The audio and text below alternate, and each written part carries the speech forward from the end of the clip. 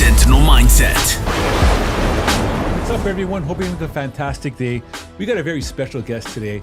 We have a service, probably one of the services that we have not had on the show yet, and I've been wanting to, the RCMP, also known as the Royal Canadian Mounted Police, joined today by Constable Shaad Azeez. How are you doing today, man? I'm good. I'm a little bit excited. I love the room here. I love the situation. Thank you for having me.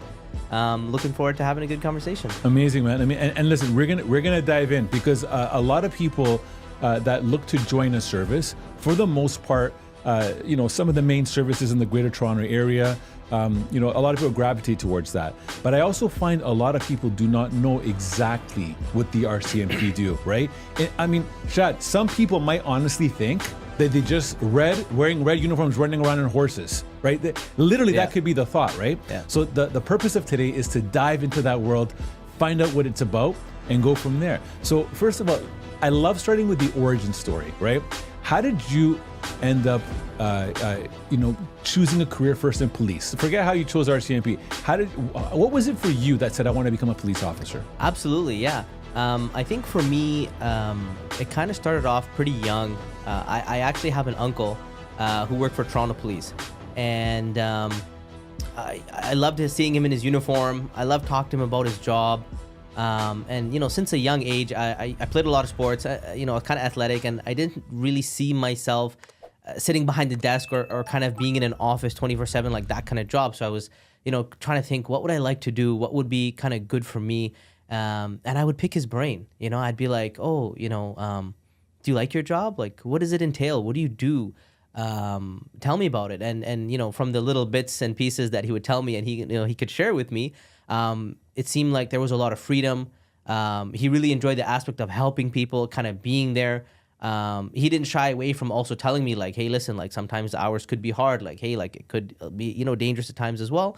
But there was definitely a lot more positive. And he was very passionate about it too. Like I could tell like he loved it just by talking to me about it. And I really took that and was like, yeah, like this looks like something I'd like to do. I'd like the training aspect. I'd like that I'm kind of out on patrol, like, doing different things, meeting different people every day. And just, kind of give back to the community and have that aspect as well. Nice, man. Yeah. So for yourself, like that was like a big part of saying, this is where I want to this is what I want to do. Huge. Yeah. Huge. As a kid, I was, I don't know if I would say typical or not, but always loved the police uniform. Always loved like the military uniform, like just something about that. Right. I was always kind of drawn towards it. And then once I was at an age where I'm like, what do I actually want to do? And I started having these conversations. I was like, yeah, like this looks like it would be for me. And I really geared kind of my, kind of school age life towards that. Like even in high school, I kind of knew that's what I wanted to do. Once I finished with high school, I went to university, studied criminology and justice just because I knew like I wanted to kind of gear myself up for this. Like I knew like it wasn't a question like, maybe I'll do something else. Maybe I was like, no, this is it. This is what I want. Okay. And I kind of, went towards that. All right. So as you're doing this and you're getting yourself ready and you're probably doing volunteer work and all those things that one requires to do to make yourself lucrative, are you determining at that time what police service to want to apply to? Yeah, absolutely. Absolutely. For me, it wasn't like a very hard choice, but I would say maybe like second or third year university where I'm thinking I'm like, okay, like, like graduation is going to be soon. Like I'm going to, hit the real world and see what's out there. Started looking into a bunch of different police forces.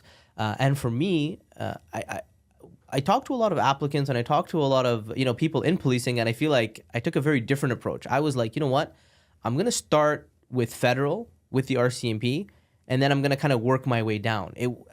Even though I knew a little bit about like, oh, you'll have to move away and things like that. I was like, let me just look at the RCMP first. It's federal, it's huge. Let me see what they have to offer.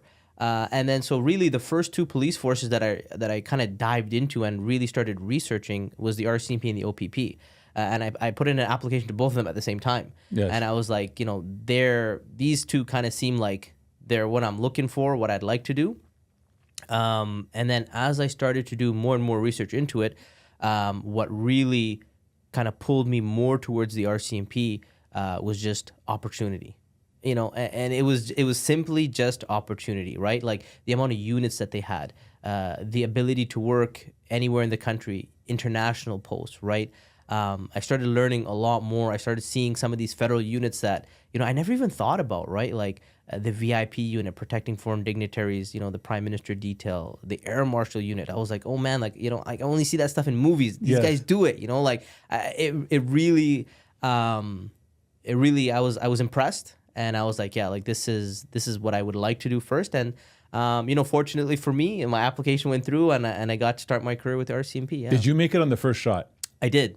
Wow. Yeah. Okay. So I say wow here because a lot of officers that I've spoken to have gone through quite a bit of repetitive failures, whether it be failing in the physical component or anything else in the back end. So you were able to kind of go right off the get-go. Yeah. Okay. I think my application took a long time. It actually took 2 years and 6 months.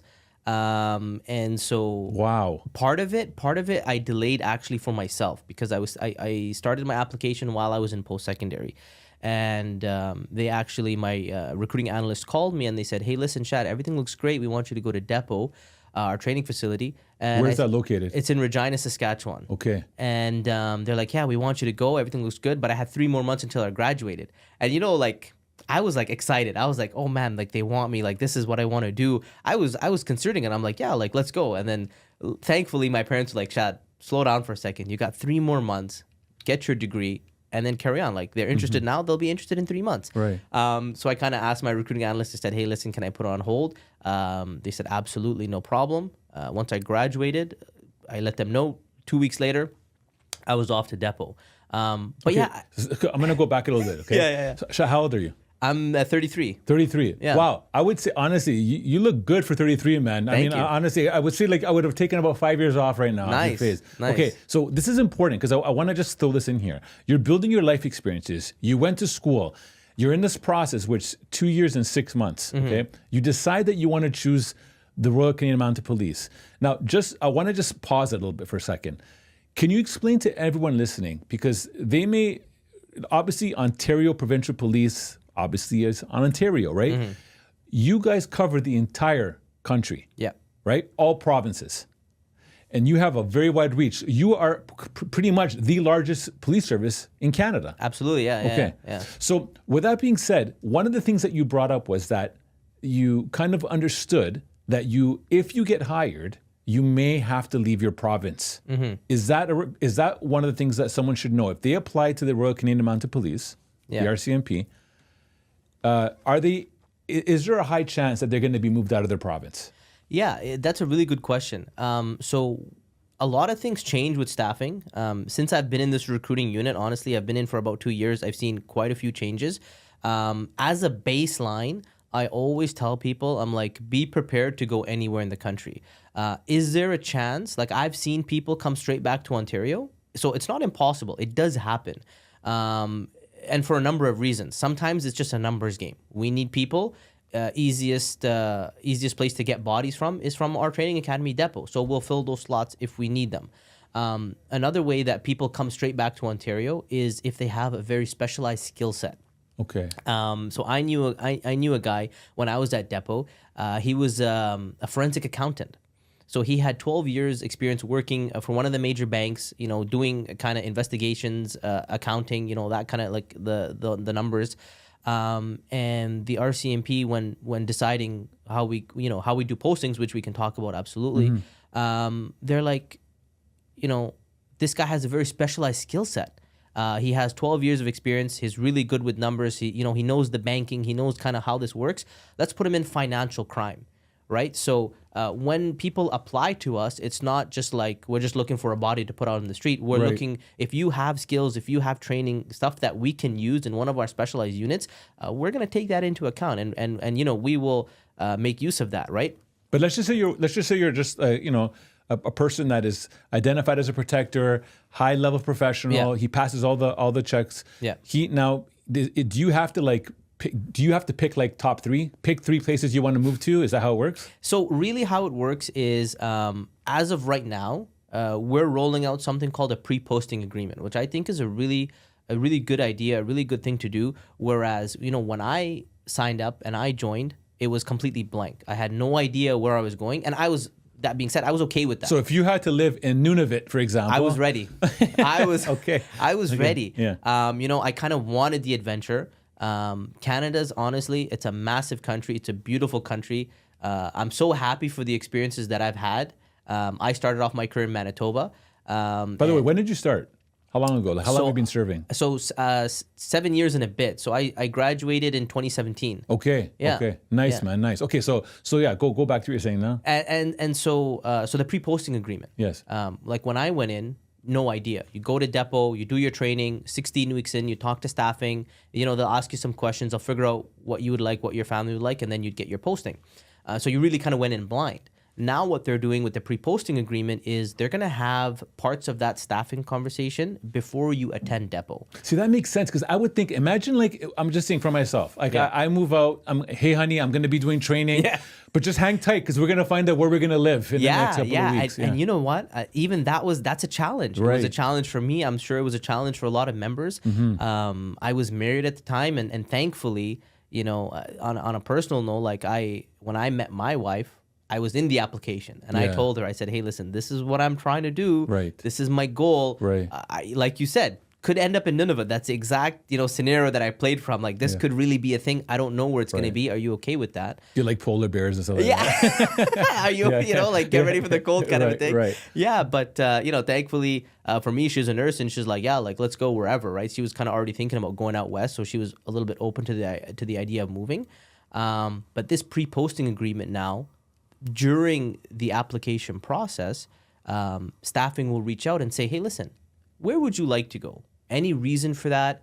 Tell us about your family. What do they need? For example, if someone's sick, do they need to be close to a hospital or a medical facility? Kids in French immersion school, like different things that are like everyone's life is different. As an organization, we absolutely understand that. We want to know what you need, not only what you need, what you like. And then we're going to work with you to give you something that we call a suitable posting. So the way that I kind of describe it is, you might be describing everything that you like. And, for example, Banff, Alberta, right? It has the mountains. It's a lovely place. And so you might be thinking, Banff has everything that I want, schools and, job for my spouse and this and that, etc. But maybe there's no positions in Banff for us to post you in. But what we'll do is we'll take all those requirements, like you need A, B, C, D, and we'll give you a spot as close as we can to Banff that meet those requirements, right? At the end of the day, we are required to provide policing services across the country. It's a huge country. There's a lot of places, some big cities, a lot of remote rural places. I always say we specialize in kind of rural policing, Right. because all the major cities, they have their own police force. It doesn't matter what province you're in. Even where I started in Manitoba, for example, Winnipeg, major city, had its own police force. Brandon, another big city, had its own police force.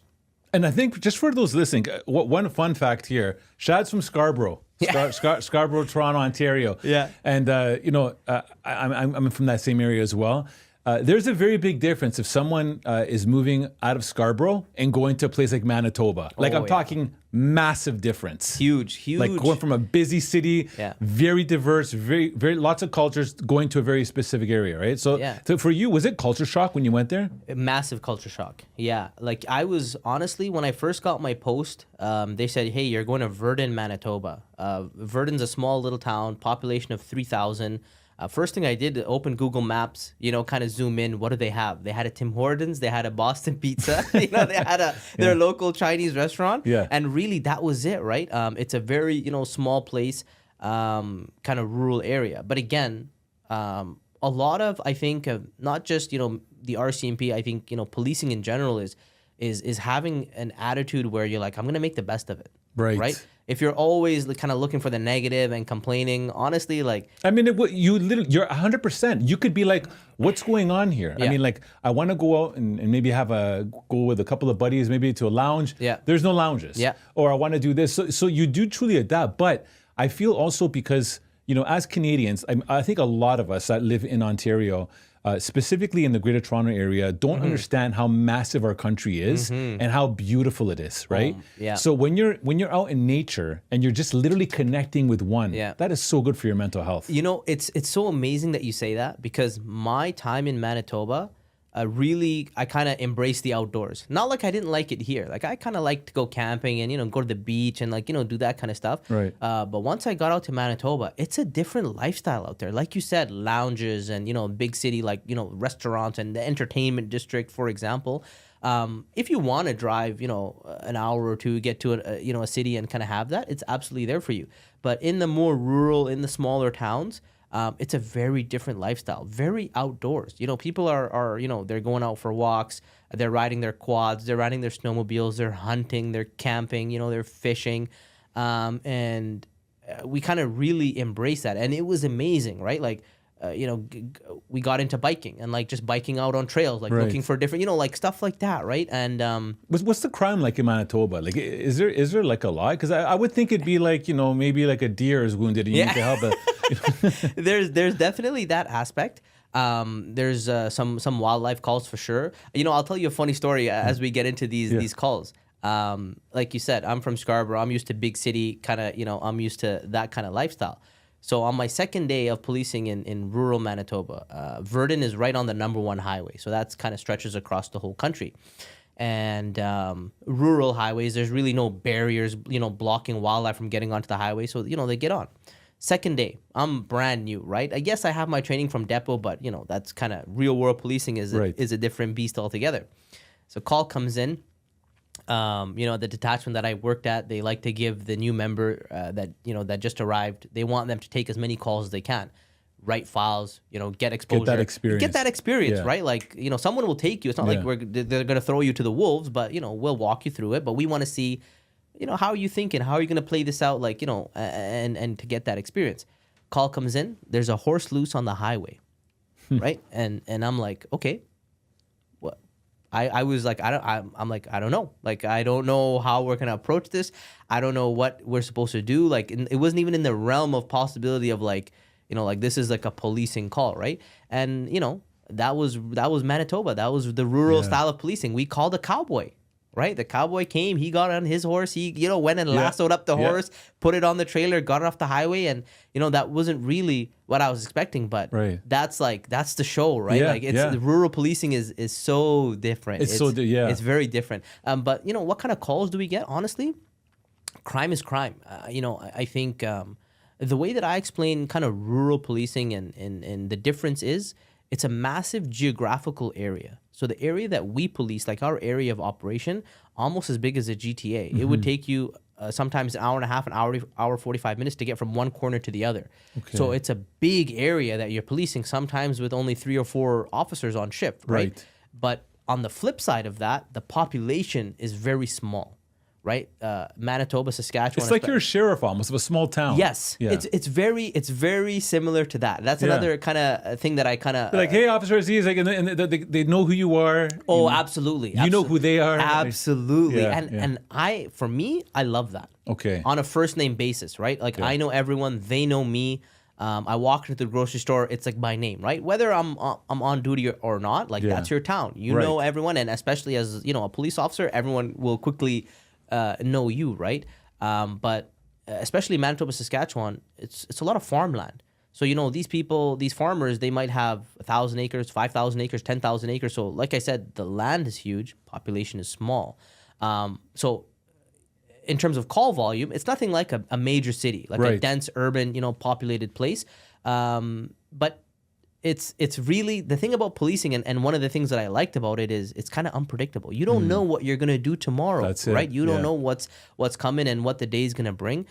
We have times where it was like busy and it was like go, call after call after call. You're working 2-3 hours, you know, extra on your shift just because you have some major files and you gotta, you know, finish them. And then on the flip side, we have days where there's not really much going on. And that's another thing that I really, really enjoyed about the rural is kind of like that freedom, that autonomy. You know, there's no calls in the queue. Okay, how are you going to spend your time? You want to go do traffic? You want to go, you know, look for those impaired drivers at night? You want to, you know, go see if you can stake out the local drug dealer's house, who's coming, who's going, gather some information, build an investigation kind of from scratch. And we had a lot of nice things that we could do on our time, right? So you want to work out on shift. If it's slow, go hit the gym. You want to go to the range and work on your firearm skills, go do that, right? I used to do quad patrols out in Manitoba. Wow. One of my favorite ways to spend my time on a slow summer day, right? Not much going on. I'd call my supervisor. I'd be like, hey, listen, and obviously if you have work to do, you do it, right? Like if you're caught up and everything's looking good, I'd be like, hey, listen, like, I'm gonna load up the quads and I'm gonna go here or there, wherever, and just do a quad patrol. For those listening, tell people what a quad patrol is. So a quad is it's an ATV. It's a side by side. We have lots of fun toys in the RCMP, just like all the other police forces. Yeah. And you take a course. I took the course and I was trained on them. And a quad patrol is basically, instead of rolling around in your police vehicle, you're going to hop on the quad. Usually you'll take a partner and, you'll go in twos and you'll just go off-roading, right? Yeah. Off the beating path. That's right. Right? Where the cars and the cruisers, even, the pickup trucks and the 4x4s, even where they can't go. Right. And these are places that aren't heavily patrolled, right? Because usually you're in your cruiser. Usually you're on your way to a call. So especially when the community sees you out there, even they're like, oh, like, what are these guys doing out here? Like, it's that presence. It's fun. I enjoyed it, right? Yes. Like, it was fun for me, but also you're doing something very important, right? Like, you're showing that presence, like, hey, we're not just out on the roads on, the number one highway where traffic is. Like, we're all over the place, right? So you're 100%, very proactive policing. Yeah. So let's go back a bit and we kind of sidetrack with hearing about Manitoba, which is fantastic. I think that's important. I would love that. I think I would love that. Especially be like, I feel like in Rocky IV, I'd start picking up tree trunks and working out with them and doing. Anyways, so right now we're in a position where the RCMP says, hey, listen, let's talk about this. Where would you like to go, right? So you can go through this option and you pick your selections. How common is it that you get your selection as of late? Do you know if there's any stats on that? Is there a high chance? Yeah. So we say that you're gonna have, I don't know what the exact stat is, but you're gonna have a very high percentage or chance, we can call it, of getting one of your top 3 choices. Especially since it's all happening before you're actually starting. Exactly. Right. Exactly. And so here's the thing that I will say though. Your choices are based on what's available, right? So we will kind of run the numbers and say, okay, we're having this conversation now. Let's just say, your application is good to go in a month and a half, because usually that will happen towards the end of your application. Then you're going to go to training. 26-week program, so 6.5 months. So staffing will kind of. And you don't do your training, like a lot of services do their training here at Alamer Train. Yeah. You guys don't do that. No, our training is in Regina, Saskatchewan. Okay, so for those listening, the RCMP truly has a complete different setup. It's a completely it's not, it's kind of owned and operated by the RCMP. So we don't really share that facility with anyone. It's in Regina, Saskatchewan, kind of central, right? Which makes sense because, you might have someone coming from the East Coast, you might have someone coming from the West Coast. So, Regina is central. Every Mountie goes and trains there, right? Okay. And it's a busy place. When I was there, we had a new troop. A troop is 32 cadets. That's kind of how you start your training program in a troop. We had every Monday, a troop was starting, sometimes Wednesdays. So okay, I'm going to pause you for a second. Yeah. Because every time you say something, I think I want to hear it. So you start off as a cadet. Yes. So many police services here in the Greater Toronto Area, some of them have cadet programs. Some of them you go right to 4th class constable. Yeah. Can you start just talking a little bit about the ranking before we go further to the story? So when you're hired, you are hired as a cadet in training. No. So the RCMP's process is very different than OPC and how we do things here in Ontario. Tell us about that. Yeah. So you don't get hired until you graduate our training academy. So it's almost like you're getting a not a temporary offer of employment, but you're getting something that is contingent on passing training. Yes, absolutely. And not to say that a lot of people don't pass or anything like that. A depot is designed to get people to pass. We don't want high numbers of people failing, but at the same time, we're not going to lower our standards, right? Of course not, standards are here, and everyone has to do the same job. Someone's going to come in, not take it seriously, not study, slack. They're going to get booted. Absolutely. That being said, so you have to be focused and work hard, but it's not designed to make people fail. But going back to your question is, you're not hired when you attend depot. You're coming in as a cadet, and once you graduate, are you paid? You are paid. Okay. But it's not your police officer salary. So we have what we call a cadet training allowance. It's $525 a week. It works out to $13,000 and some change over the course of the 26-week program. I have heard whispers around that might be changing. As of right now, it's nothing official. Okay. But I think maybe in the future it might be. Okay. I think the main thing is that our training is completely free. There's no cost involved from the, even in our application other than doing your vision and your hearing forms. And again, for those listening that are from Ontario, maybe you have your OACP forms and all that. Yeah. We don't accept any of that. It's a completely separate process that we do. So we have our own forms on our website. And I want people to listen. You're stepping into royalty here. Yeah. Royal, okay? No, that's good. I mean, It's a I'm really separate glad. process, 100%. Okay, so you go into training for 26 weeks. Yeah. And then once you graduate, now you become a fourth class constable, or is it called something else? Yeah. So you would be a fourth class constable. You are a constable. You're sworn in. You're gonna have you do all your duties as a police officer, and basically how it works is by 3 years you become a first class constable, right? Okay. Or a senior constable. And Starting is what, 76,000, something like that? So our starting pay, and you know what, I'm happy you brought up pay because we have some news about that. So as of right now, starting pay is 65,000. Okay. As soon as you graduate, you enter the field at 65,000. Okay. You get a nice bump at 6 months, which is 20,000 increase to 85, which that's a nice jump. Not bad for a first 6 months, 100%. right? And the reason why you have such a big jump at 6 months is because that 6 months we call it field coaching. So your training isn't over, even though 26-week program, it's a lot longer. It's almost like probationary, almost, right? So we do have a 2-year probation. Okay. But the field coaching program is to help you kind of make that transition from depot training facility to real world policing, right? Okay. Depot, the way that I kind of describe it is depot's a controlled environment. Right, so we hire in outside actors when you're doing your scenarios and stuff. Sometimes on troop mates, sometimes on actors. But I mean, we try and make it as real as possible, but Yes. it's not real. Right. Right. So sometimes at depot you say, okay, stop, put your hands up. The actor may or may not put their hands up, but eventually they'll put their hands up. Right. Whereas in the real world, I'm sure you're aware. Yeah. You say stop, hands up, they're gone, right? That's Like right. they're running, That's right. or all of a sudden, you might have dealt with Joe, for example, 20 times, you have a good rapport with him, and on 21, for some reason, he wants to pull a knife out and attack you for whatever. Like it comes down to that unpredictability, right? Okay. So your field coach is there to not only show you the area, get you used to the office, kind of help you out with that kind of stuff. They're there to help you transition into real world policing. Like, hey, yes, you learn kind of the basics and the knowledge, I would say, at depot. But now this is the real world. This is what you got to be prepared for. Right. And they're a really good asset, and you kind of learn and ask questions. Okay. And then after your 6 months of field coaching, So after 6 months, you're at 85,000 roughly. 85, Okay. yeah. And then now, what's my next increase? so the first one is at 6 months, and then you're gonna have one for every year for 3 years. So Okay. So you got 6 months, you got 1 year, 2 year, and 3 year. So what's the cap? What's the cap at first class? So first class, right now it's 106 and some change. I think 795 or something like that. Yeah. But I said, we have some new news is because we just signed an agreement with Treasury Board. Our union has been discussing about pay. Yes. And we're getting an 8% Wow. annual increase. So we're Amazing. jumping from 106 to 115 as senior constable. That is fantastic. It's pretty good. That is fantastic. It's pretty good. And I think another thing that is really nice about our pay structure is you get to senior constable.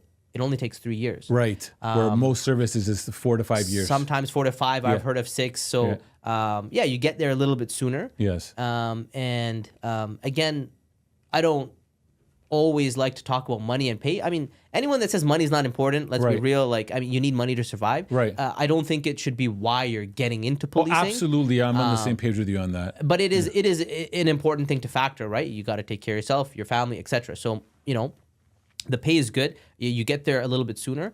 But really, that base pay, you're hardly, like, that's just on paper, right? You're going to do some on-call. You're going to do some overtime.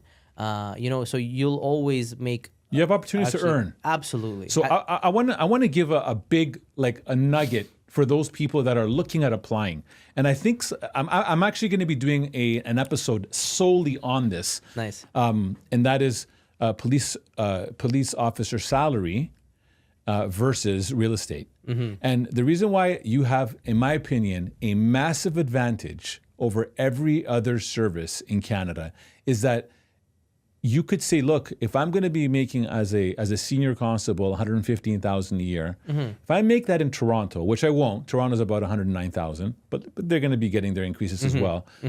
What kind of real estate can I buy in Toronto? Average home is about $2 million right now in Toronto. However, you go to a place like Manitoba, you might find a beautiful detached bungalow, 2,000 square feet for $200,000. Oh my goodness. You know, I'm so happy we're kind of segueing into this conversation because honestly, for me as a recruiter, you know, you kind of find things that work and don't work. Right. And especially recruiting here in the GTA, what I found worked is talking about that. Like initially telling people like, hey, listen, you might have to move away, you might have to relocate.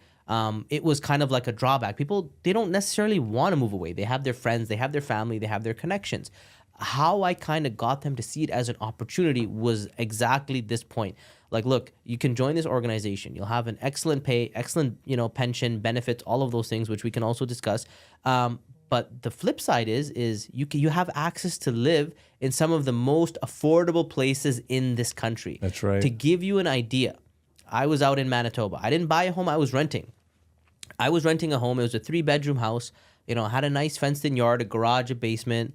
And had a deck, a fire pit. Overall, pretty decent place. Like it wasn't bad. I was paying $400 a month to rent. Oh my gosh. To rent this house. Wow. Right. And I know people here in the GTA, kind of, you know, Southern Ontario-ish, even in some of the major cities across this country. You might be able to rent a bathroom here for that. Just a bathroom by closet. itself. Or a I closet. would say, you know, a closet, right? Yeah. Like it's, and I tell people that I'm like, hey, listen, like, you know, like I know you might really not want to move away. It might not be the most exciting thing, but look at it as a stepping stone. And I honestly, it helped me fast track my life, right? Like when I went out to Manitoba, the work was great. Training was good. I got a lot of experience. I you know, investigated a lot of good files. But that's on the work side, right? And then we look at a personal life. You know, my wife and I both graduated. We took OSAP. We paid off our debts. We traveled 3 times a year, you know, so we got to do a lot. Not only that, we had a financial goal. Like our goal wasn't like, okay, like let's stay in Manitoba for 5 years and then let's come back to Ontario or 6 years or 7 years. It was, our goal was, hey, once we can afford to buy a home, put a down payment on a house and, you know, kind of live in Ontario where we'd like to live comfortably. Yes. That's when we'll go back. Right. It took us 5.5 years. And wow. And not to say that other police forces in Ontario aren't good. They're amazing. They're fantastic, right? Yes. I was applying to OPP myself, right? So it's not, you know, it's okay. But I don't think I would have been able to achieve that specific goal if I stayed in the GTA. Just because cost of living is high. That's right. You're paying, you want to rent a house, instead of $400, you're looking at $3,000. Right. Everything for me, and I found it cheaper.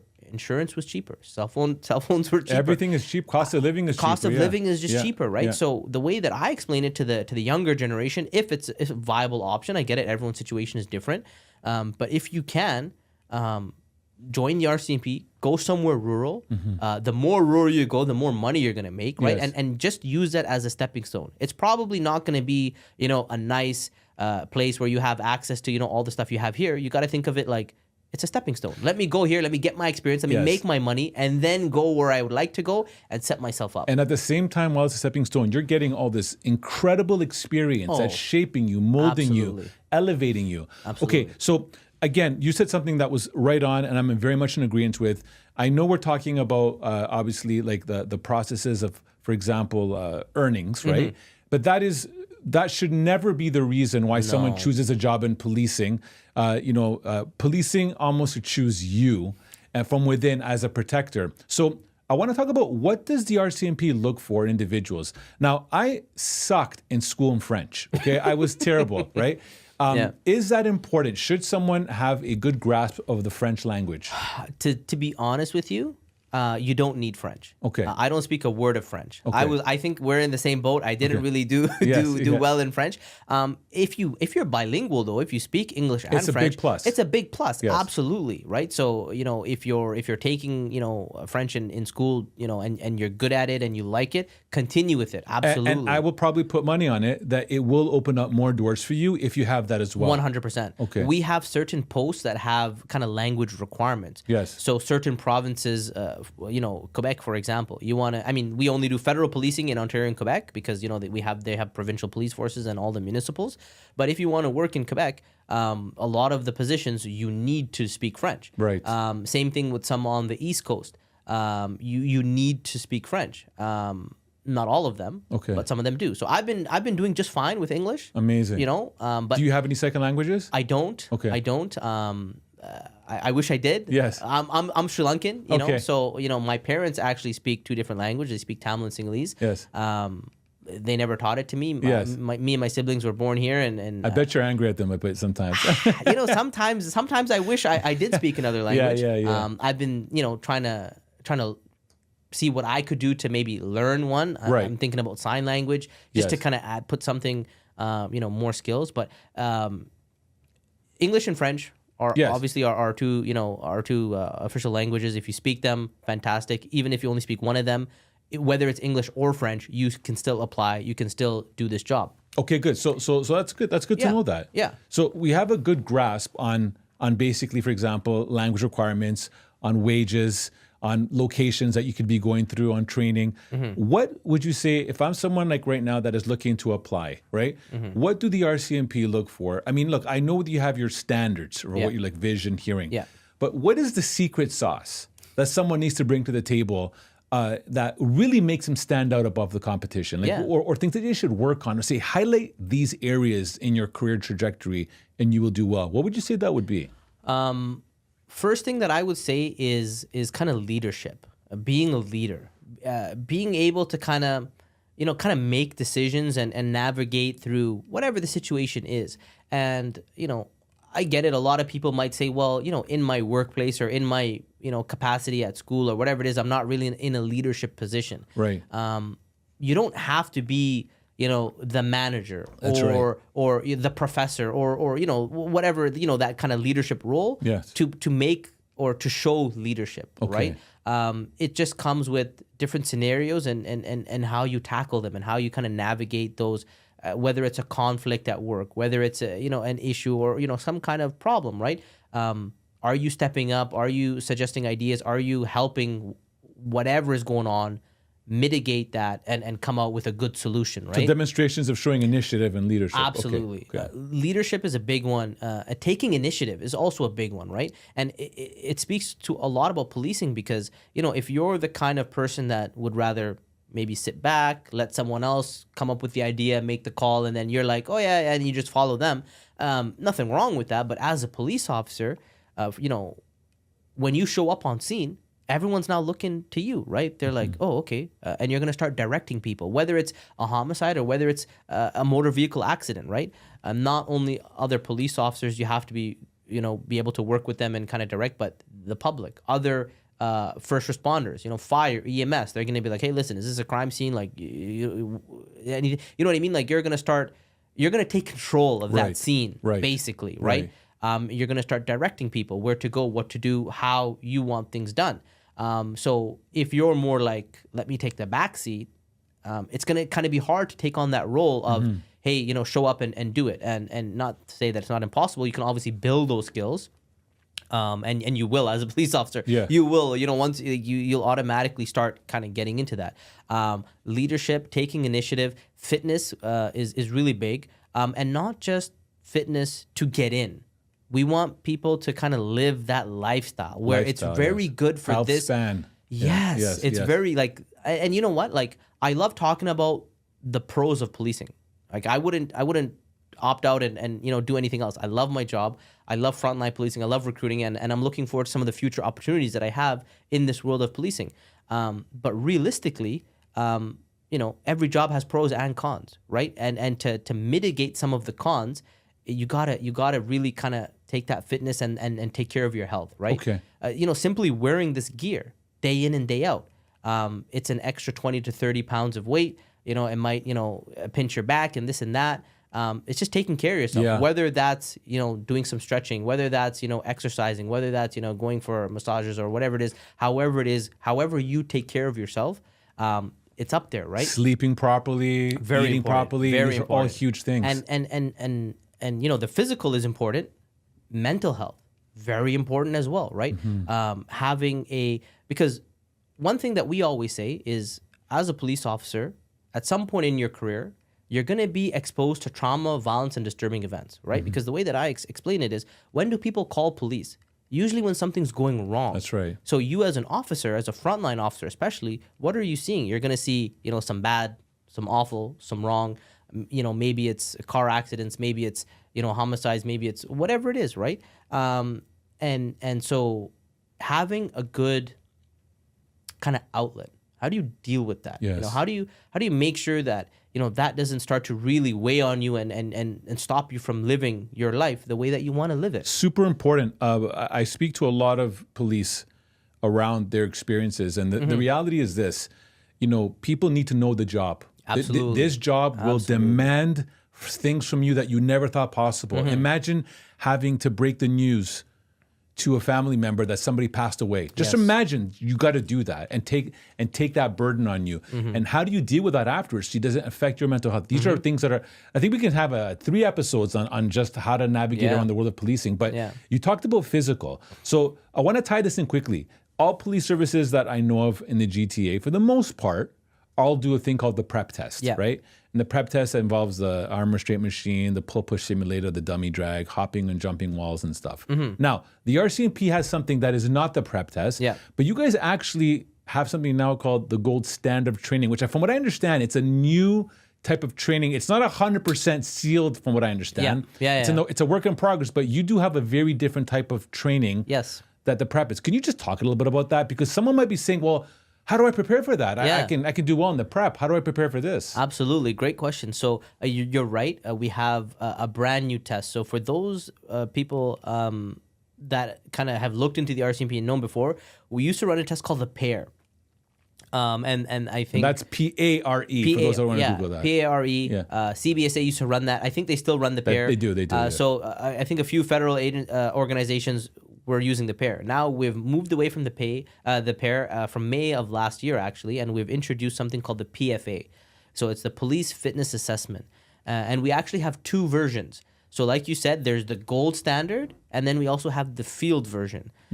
So the gold standard is what you're going to do at depot, right? All the equipment is there, everything that's needed, and to do the test. And then the field version is, the RCMP has done a lot of research into it. And it's basically testing the same things, but it allows us to do it with a lot less equipment, so that us recruiters, our fitness coordinators, we can be more mobile with the test. Okay. To run the field test, we just need pylons, some measuring tapes, and some sandbags, and we can run this whole test.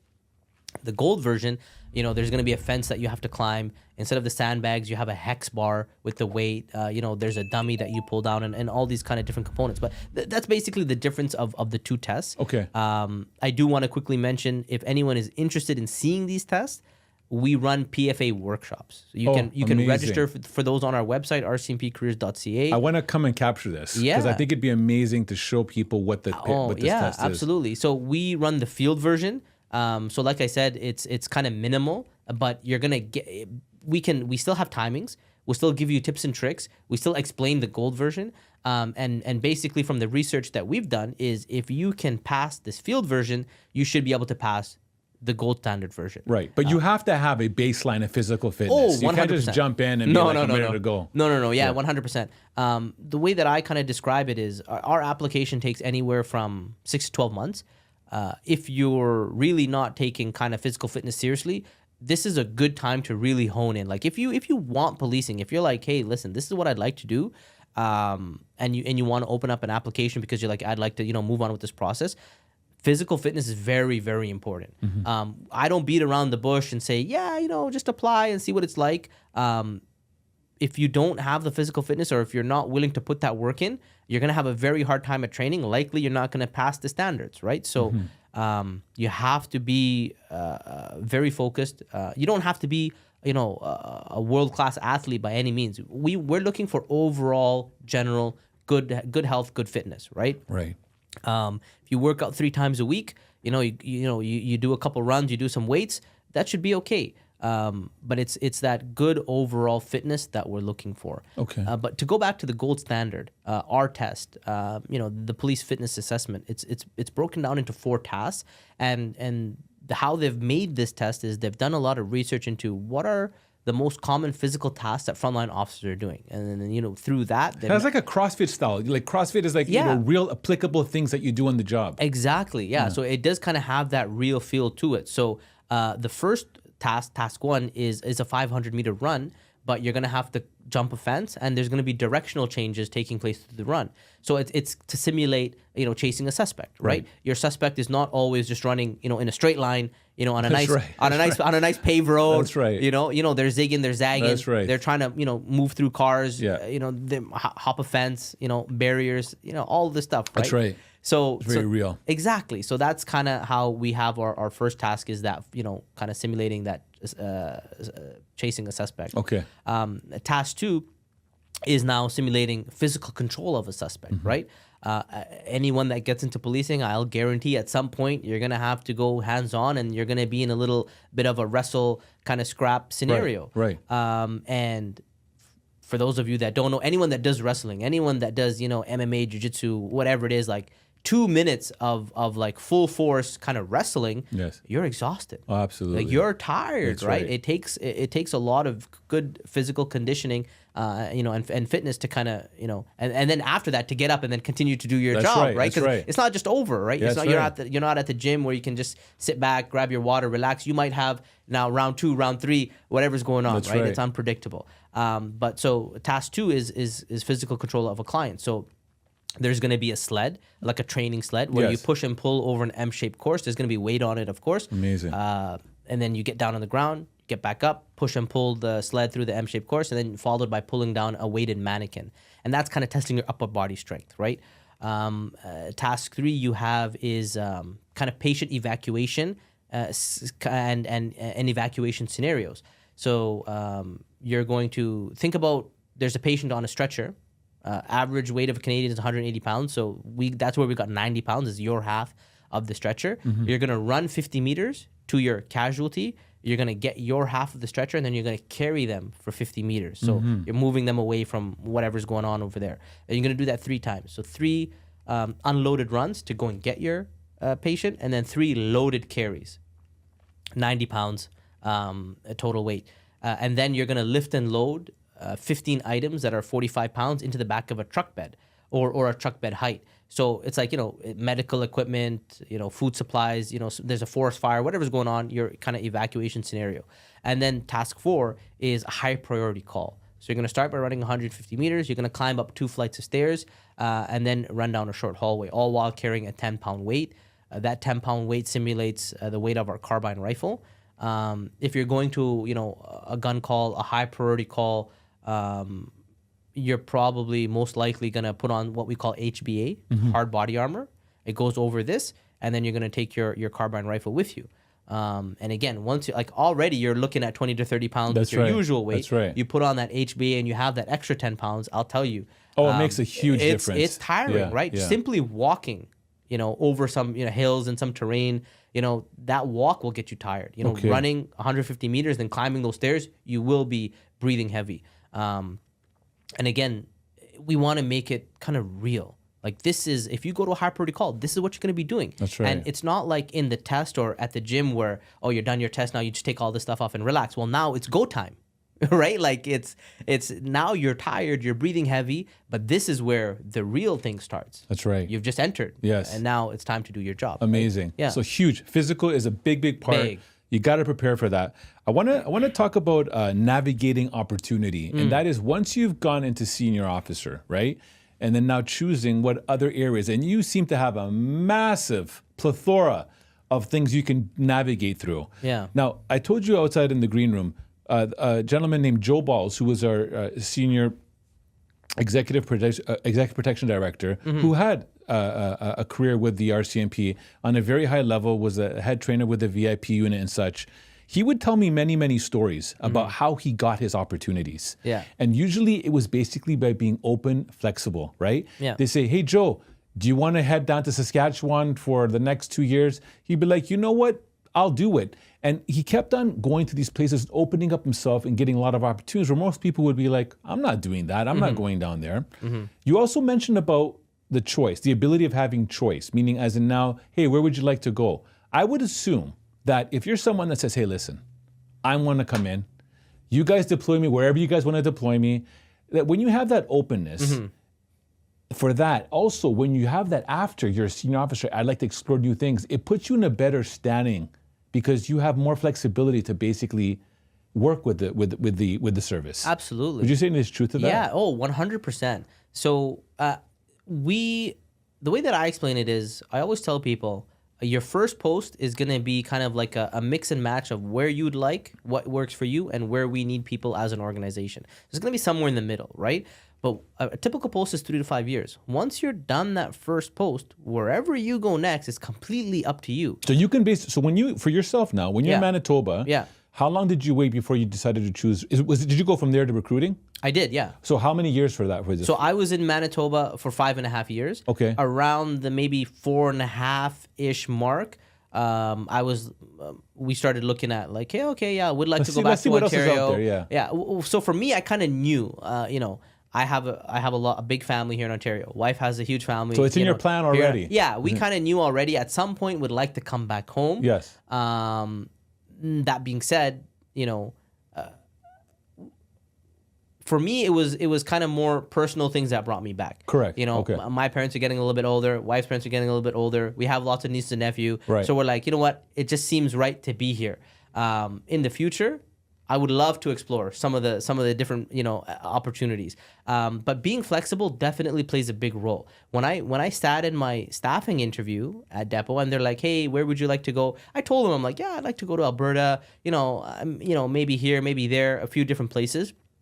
But at the end of that, I said, I joined the RCMP because I'm willing to go anywhere. I want to go somewhere where I'm going to get good experience and kind of learn and be challenged. Be challenged. And so really at the end of it all, I said, I'm willing to go anywhere. Okay. Right. And they sent me to Manitoba, and I'll be honest, when I first got that post, I was like, Manitoba? Like I didn't really know much about it. Yeah.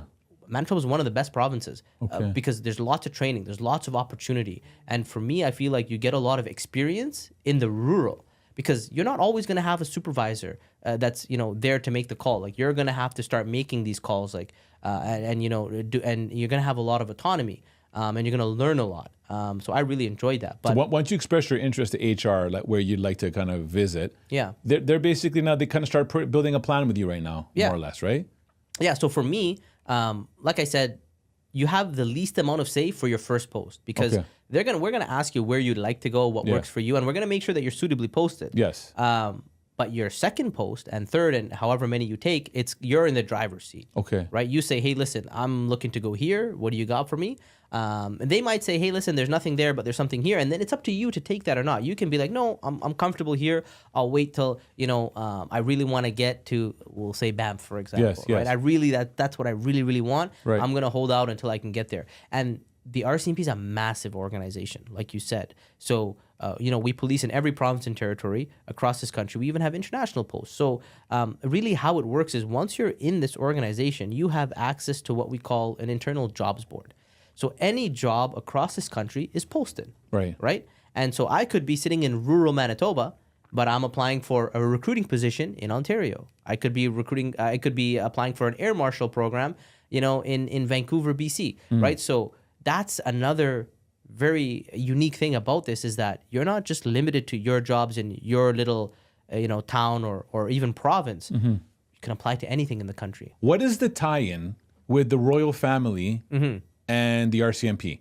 Like, what is the connection? Yeah. And again, I want people to understand this. Yeah. So really, it's kind of like just a historic thing where the RCMP is a very historic organization. Before we were the Royal Canadian Mounted Police, we were actually called the Royal West Mounted Rifles, right? So, the way I love history, I'm a big history person. So the way that I kind of think about it is back before, even we had, the RCMP or really a very structured, kind of government and nation and all this kind of stuff. You had, there was this land, and there was obviously people living here, and there was crime was starting. So you had this organization, the Northwest Mounted Rifles, and over time, for exemplary service, they really kind of did a great job. They got that royal proclamation. Okay. And then it became the Royal Canadian Mounted Police. So. Amazing. Yeah. I'm glad you know that. Yeah. Me too.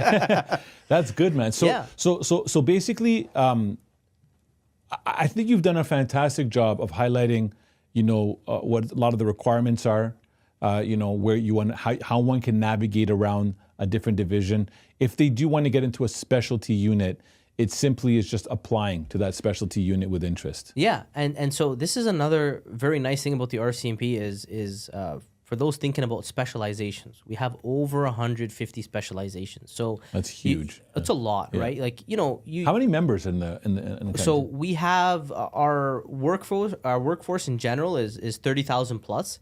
Wow. About 20,000 uniformed officers. The rest are civilian members and civil servants. Okay. We also have some reserves and things like that. Okay. But by the way, a reservist, just those listening, is one who had a career with the RCMP, retired, and he works on a reserve basis. Yeah. So we might call them in, for a specific job or a few months to, work on a specific project or something like that. Okay. So yeah, big organization, 20,000 plus uniformed officers, boots on the ground kind of a thing. Now I totally lost where we were going with this. What was the question that you asked? So, now you threw me off right now. Oh my goodness. That's so Shaad, funny. What happened, bro? I don't know. I got lost in Shaad's eyes right now. Okay, look, it was more or less about talking about like the scope. Oh, it's specializations. Yes, That's where we were going with this. Yeah. So a typical post is 3 to 5 years. Yes. And so you're going to start off most likely in general duty, responding to 911 calls, getting your experience, doing all this kind of stuff, getting familiar, comfortable as an officer, right? During that 3 to 5 years, this is your time to meet other units because you'll work with them. In my time out in Manitoba, I work with MCU, which is major crimes. I work with the K9 unit. I work with underwater recovery. I work with the collision reconstructionist, right? And a lot of these units are very, very cool, right? And they do pretty amazing stuff. So you're getting like in your time serving, you're getting snippets of exposure to these different units. Yeah, like a taste. I think I want to do this. Exactly. Okay. So let's just say, for example, you have a fatality on the highway. It's a vehicle collision, right? You're going to call the vehicle reconstructionist. They come out and honestly, watching them do what they do, it's kind of like it's a magic show, right? They'll fly their drone. They'll get an aerial view. They'll look at the tire tracks. They'll look at everything involved. And like as a police officer, you kind of have like an idea of like, these tire marks, it kind of looks like this. And they'll come back with a totally different story. Like there's no way that this happened. Yes. And they'll show you the science, they'll show you the data and be like, this is what happened. Yeah. Right? So it's interesting. But like you said, you'll meet with these units. You'll see what they do. You'll have time to talk to them. Hey, do you like it?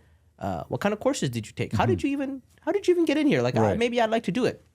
So that 3 to 5 years is about exploring. Yes. Is about working with other units and maybe figuring out what you'd like to do. And then how it works in the RCMP is that if you want to get onto a specialization, you just take the courses that are required. So if you want to get onto forensics, for example, you're going to start taking the forensic courses. And they're offered like complimentary, basically? Yeah.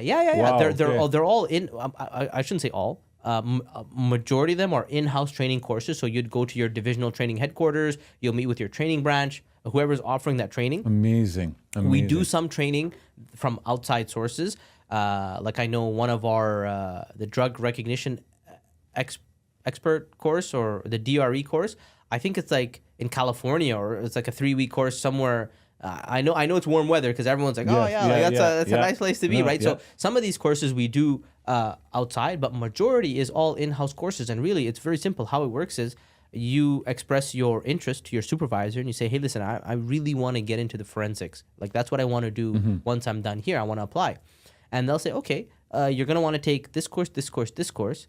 and whenever they find a scheduling availability, They pop you in. They pop you in for your Wow, training, and wow. it's beautiful, right? Amazing, So it's a man. very nice way. And if you have a skill, if you have a hobby, if you have an interest that is even remotely related to policing, I can almost guarantee that we have a unit that focuses on that, and we have courses to kind of get into that. Amazing. Yeah. That's wicked. So, Yeah. so the key here I would take is that make sure you let the service know all the things that you can do. Oh yeah, yeah, Okay. yeah.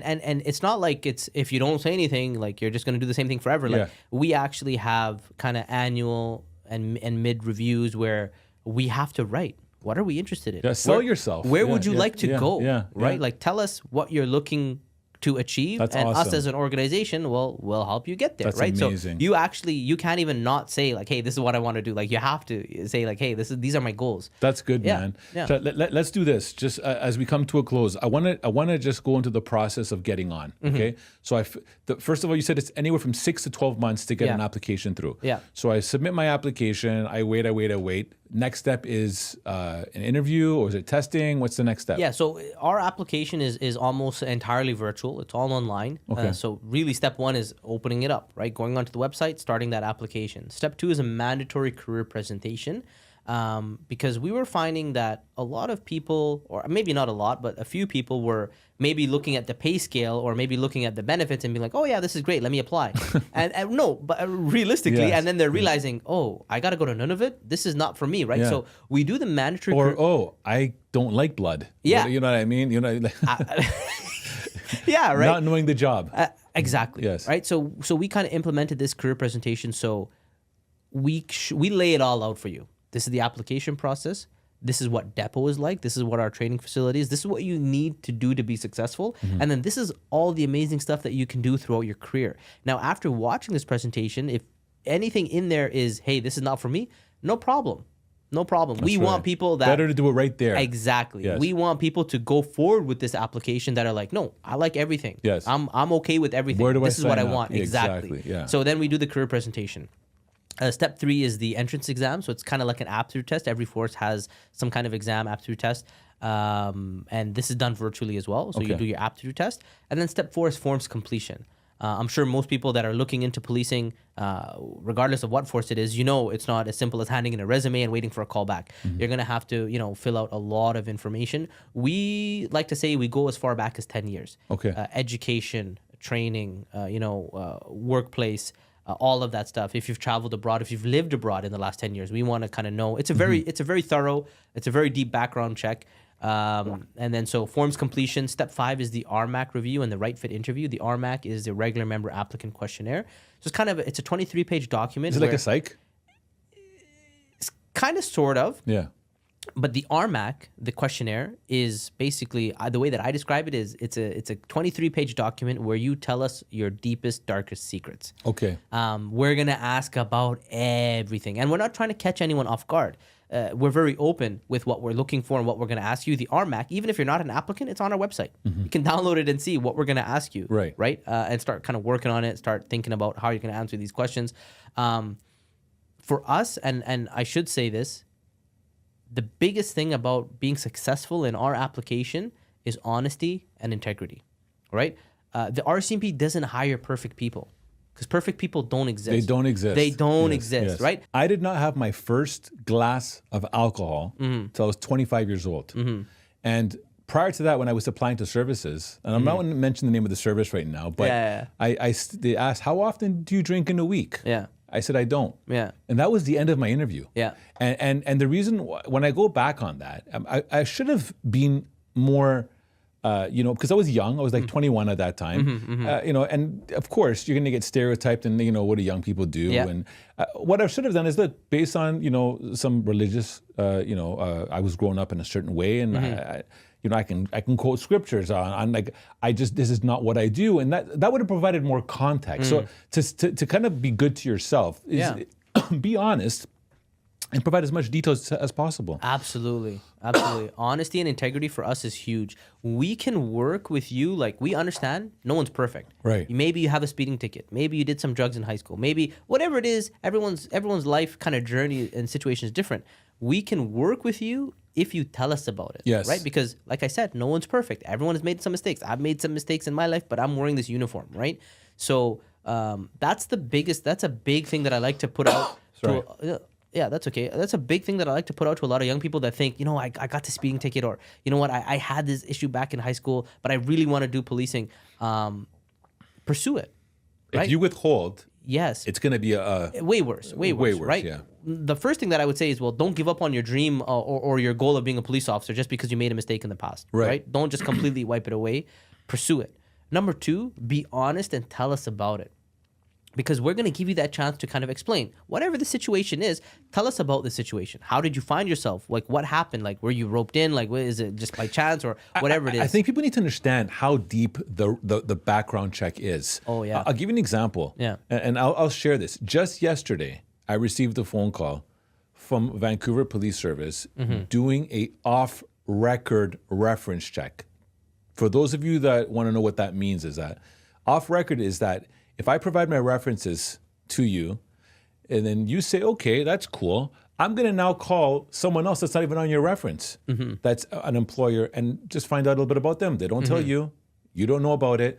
But the bottom line is that if you have something that you've done that you feel it could be, something that could, be looked at or scrutinized, open it up and share it with the floor, because they will find out. Services will find out. And they're trying to assess a lot of things about an individual: character, integrity, honesty, all these things. And you know what? That's a very, very, very big thing.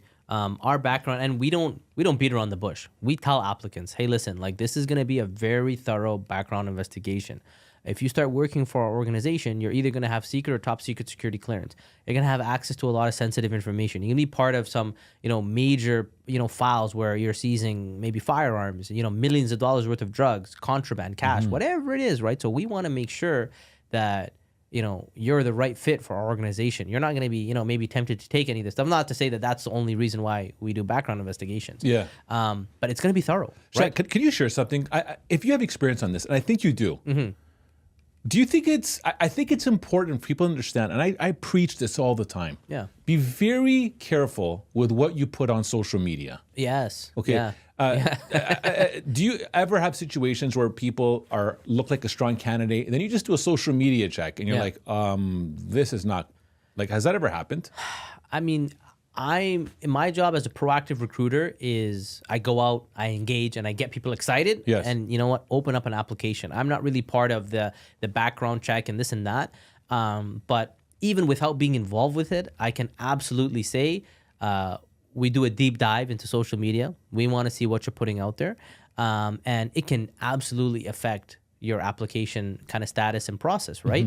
A few things that we're looking for when it comes to online is, what are you putting out there?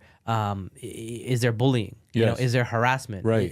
Are you kind of, displaying or portraying yourself in a certain way where, and not to say that, your life is now going to revolve around the RCMP or work, but realistically, and I think it's very fair to say that once you put on any uniform, right, you now represent that organization, whether you're wearing it or not, right?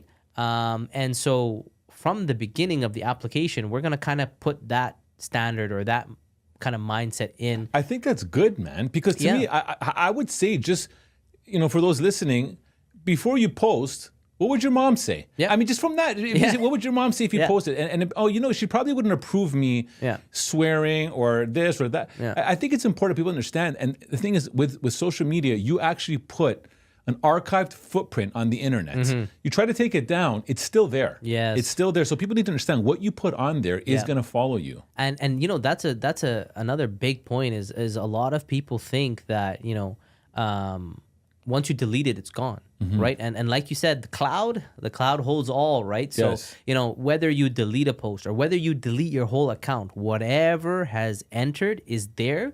And I'll tell you this, it's accessible, right? It's not like it can't be found. It can be found. That's right. Right? So I didn't even know this. I just found this about last year, that there's versions of the internet. So you could go back and see what a page looked like in 2007. Like, literally, you can see it no matter what you do, no matter what your race, you can see what it looked like. So for those of you trying to get creative, outsmarting the police, These are things that you want to look at. Absolutely, right? And I think, you know what, investigations, that's our bread and butter, right? Finding information, that's our bread and butter, right? So that's why I always say, you know, trying to hide something, trying to lie about something, realistically, and I don't mean to sound negative, it's going to take you out of the process right away. If you lie, like, we're not interested, That's right? right. We want, like, and we're not saying we're not interested because you've made a mistake. Tell us about the mistake. We'll work with you. Yes. We might very well hire you. I've worked with a lot of officers that have made some mistakes, myself included. Right. So that's not the issue. The issue is, can you be honest, right? Do you have that integrity? Yes. Because as a police officer, you get caught lying. Well, now, you know, what judge is going to accept your testimony? Exactly. Like, how do you navigate this job where it requires you have, you know, you kind of have that that requirement to 100%. be, you know, unbiased and you know follow the law and you know all of these things, right? So that's it kind of good, puts you, it puts you in a difficult position. Absolutely. For sure. I think that the key here is for people not to get, like, you know, stuck on this, oh my God, I did this thing in grade 7 where I swore at a teacher. I think the key here is it's how you say it. Yes, this happened. This is what I learned from it. This is who I am today. Yes. Right? And you want to always kind of reference that because, again, we all grow. We all get better. And I think it's those are the key things here. So this is great that you're sharing this. So you do this testing, which is called, again, the 23 thing is called the E. That's the RMAC. RMAC. The Regular Member Applicant Questionnaire. Okay, so once you've done that, then what do you do? Then you go into the right fit interview. Okay. So that's a competency-based interview. We send you a prep guide. We say, listen, you know, read these competencies. And a big thing for the interview, prepare. Right? Like, that's like one of my pet peeves is when people don't prepare and they go to an interview and, like, you don't really know what to talk about. You didn't do your research. That's right. Preparation is a big thing, and you don't have to guess. We're going to send you what we're looking for. Right. So based on work experience, based on school, based maybe volunteer, sports, whatever you're going to pull from, come up with at least 2 to 3 examples per competency. So when the conversation starts, it's flowing, right? And know the service you're applying to. Big time. You know, I'm pretty sure you will be asked questions about some geography of what the RCMP. Yeah. You know what I mean? Yeah, Like there will be things that I think that pull from, because I think any service wants to know that you actually are interested in them as well. You've done a little bit of research. You're taking this seriously, right? Right. Yeah, we're looking for that for sure. And then so step 5 is the right fit interview. And then 6, you're going to do your medical portion. Okay. Right? So you're going to meet with an RCMP approved doctor as well as psychologist. Make sure you're fit for duty, right? In terms of health wise, not like the fitness, like the PFA, like this is like medical with the doc. And then 7 is the field investigation and security clearance. Probably the easiest portion because you don't have to do anything. You sit back, you relax, you let our investigators do their thing. Right. It's also probably the longest part of the process because, like I said, it's thorough. Right.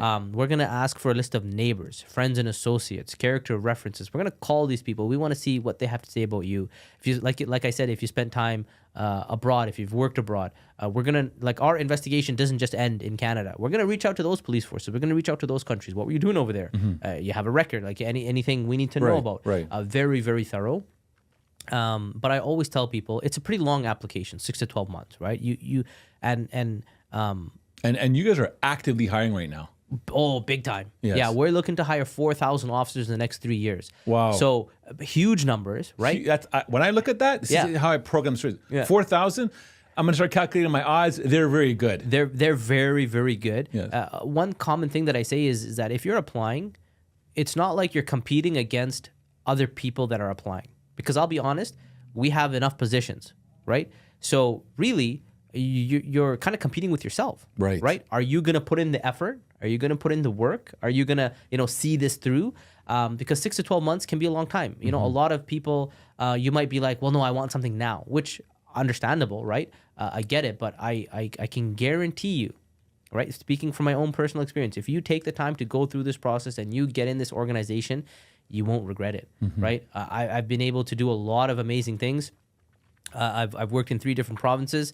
I've done some deployments, and that's another really cool thing about the RCMP that a lot of people don't understand is that we do something called deployments. So if there's anything major going on in the country, because we're such a big police force, we're in a very unique position where we can have in 14 hours, 2,000 boots on the ground in any location in this country. Wow. Not a lot of police forces can do that. That's right. Not a lot of police forces have 2,000 boots on the ground, That's right. So, if there's a major situation and they need a heavy police presence, they're always going to come to the RCMP. So you might get deployed for the forest fires out west. We have the trucker convoy.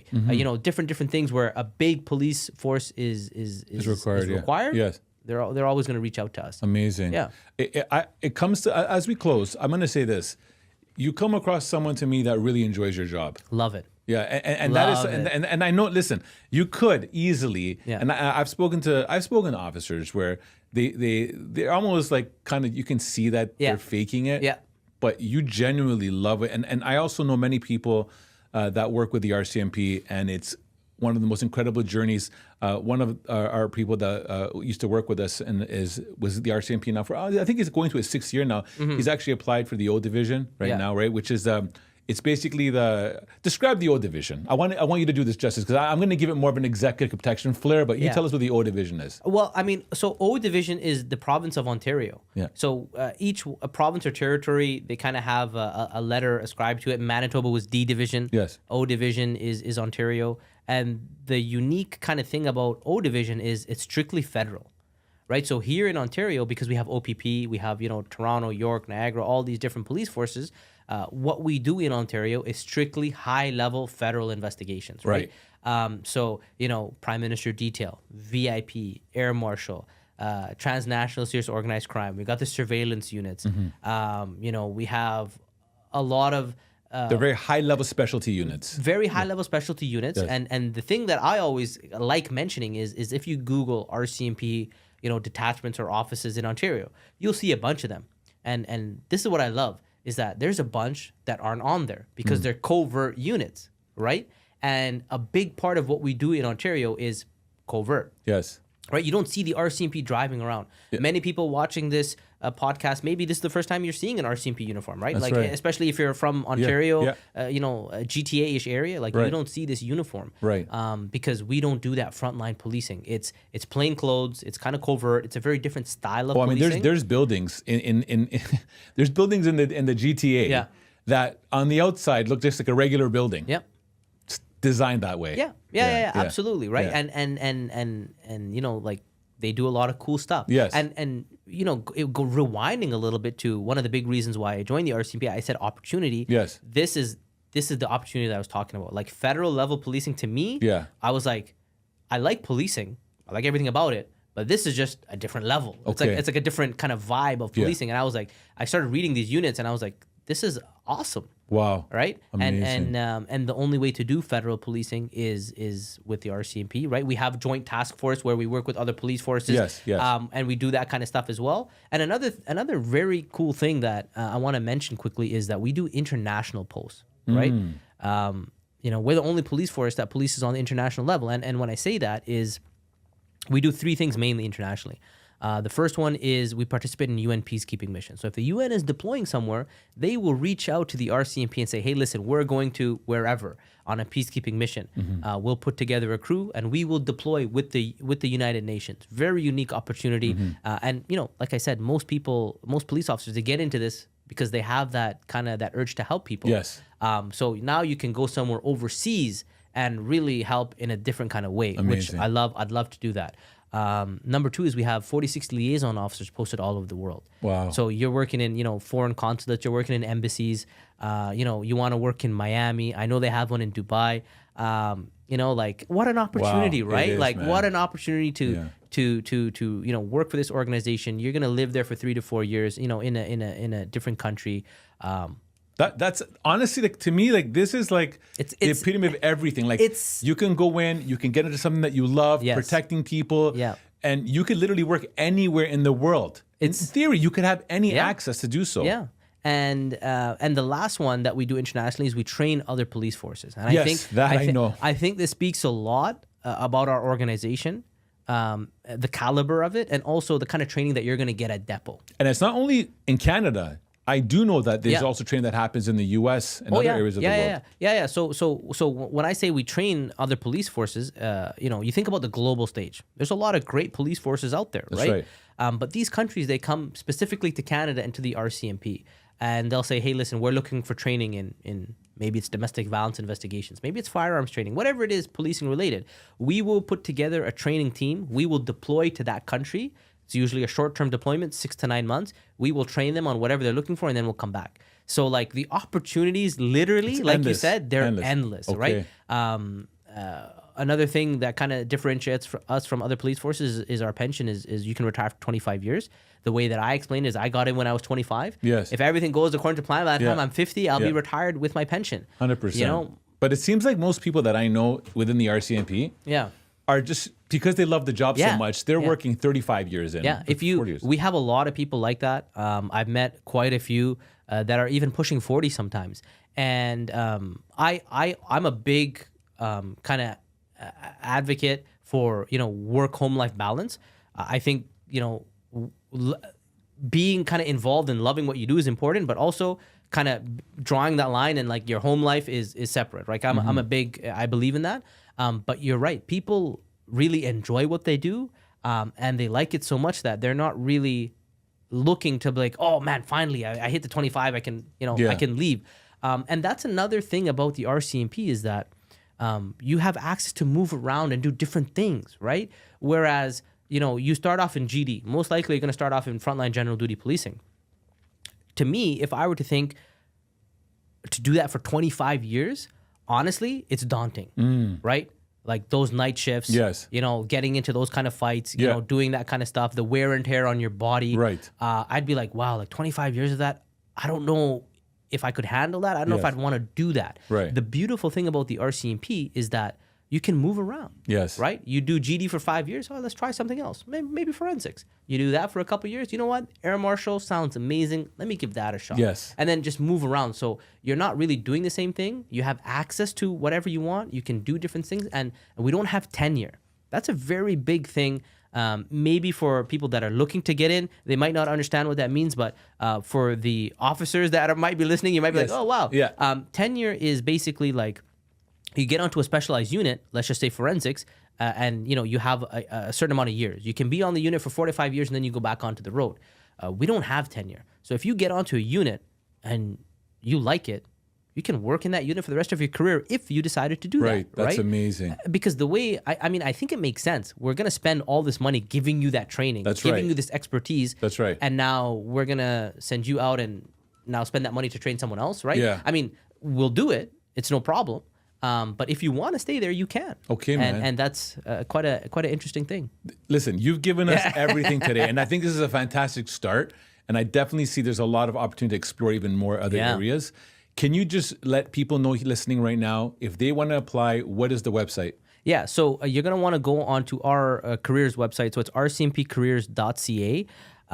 There's links to apply. It's actually going to take you to our employers, the federal government. It's going to take you to their website. So if you want to go directly to that one, it's jobs.gc.ca. That's where you open up an application. I hope you do. It's a fantastic organization. My 7 years have been amazing. And like you said, I'm passionate because I've had a great time and I want other people to kind of experience, get in.